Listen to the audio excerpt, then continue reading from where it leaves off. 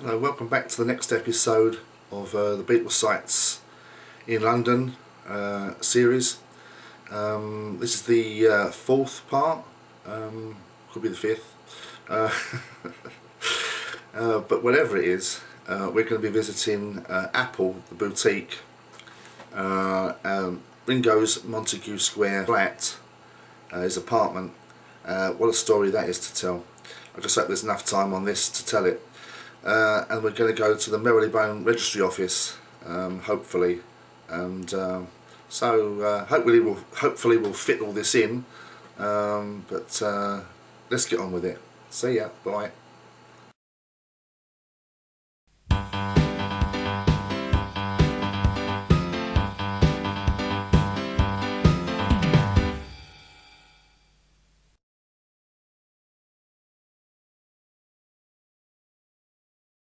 Okay, well, as you can see, we're now in Allsop Place, and this restaurant you're looking at is directly opposite Madame Tussauds, or the Planetarium to be precise. And Madame Tussauds is just a little bit further around the corner. And as far as I know, this restaurant isn't on any Beatles tour. It was a little gem I came across just a few years ago, but there is a Beatle connection here, because it was from this restaurant that the boys and the camera crew and all the cast set out from when they went off to film Magical Mystery Tour back in 1967.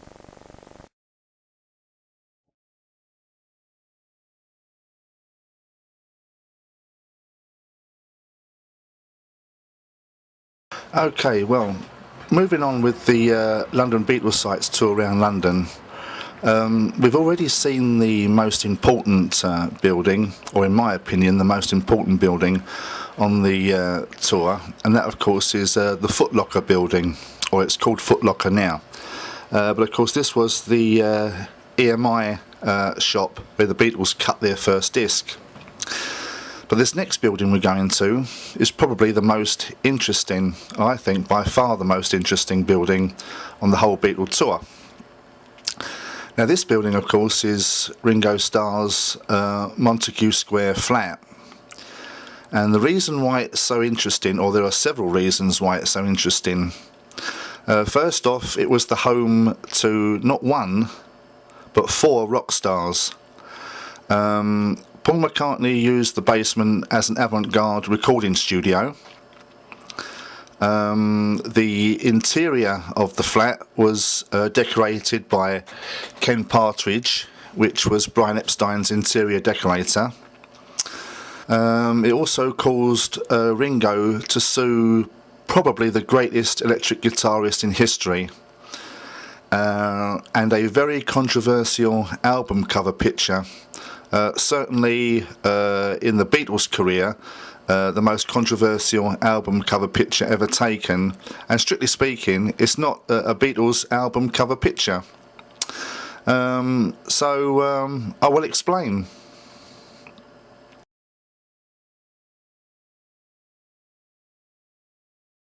Okay, well, as I've already said, this is Ringo's Montagu Square flat, number 34 Montagu Square.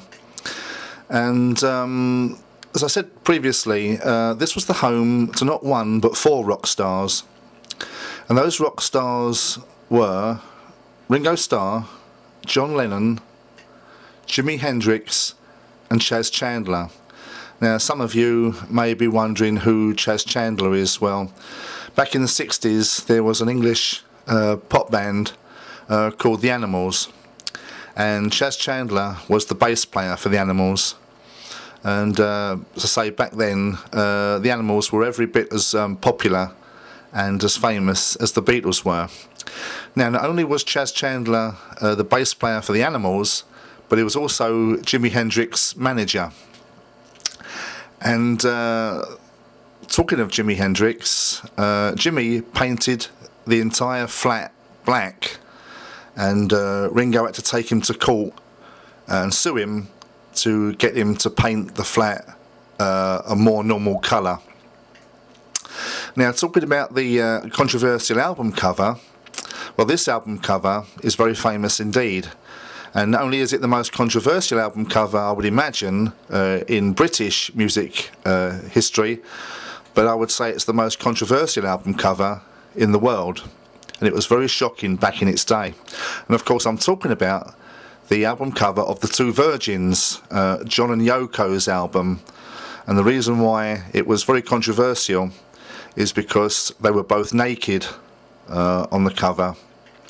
They had to sell the record, the album, in brown paper bags. It couldn't be displayed, and it prompted Sir Joseph Lockwood, the managing director of EMI, to say, if they had to have somebody naked on the album cover, why couldn't they put Paul on the cover? He's much more better looking.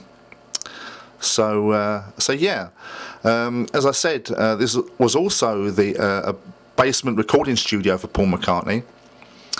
And there is much more besides to tell about this flat, but unfortunately this is all we got time for, because next is A for Apple.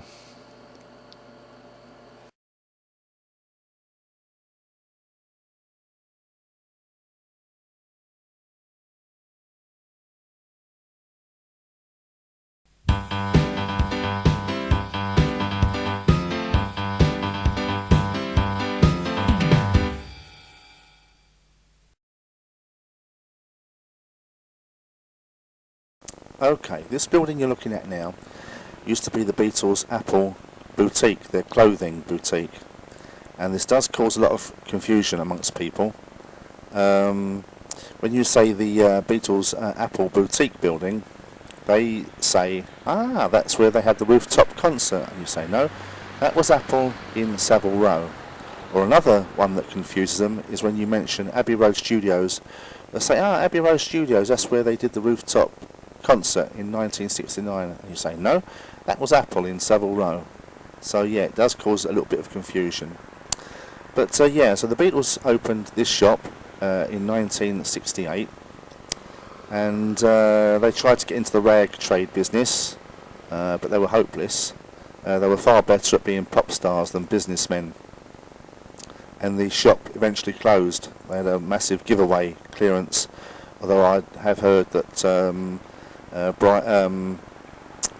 Eric Clapton and several of their other friends and that all went into the shop the night before, took out all the best stuff, and what was left was given away to fans and such like the next day.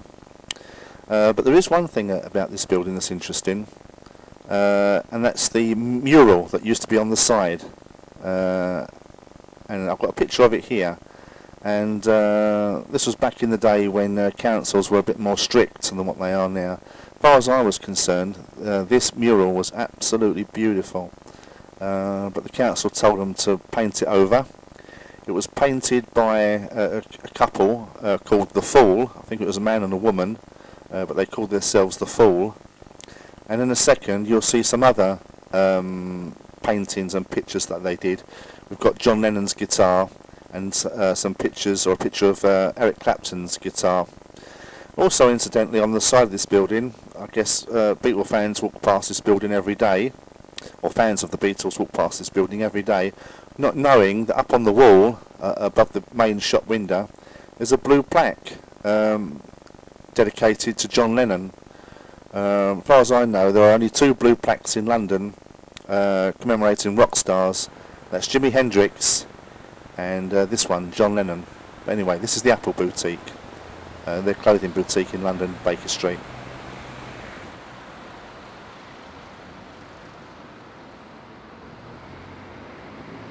Well, we didn't have enough time to visit the Marylebone Registry Office, but that'll be coming up in the next episode of the London Beatles Sites.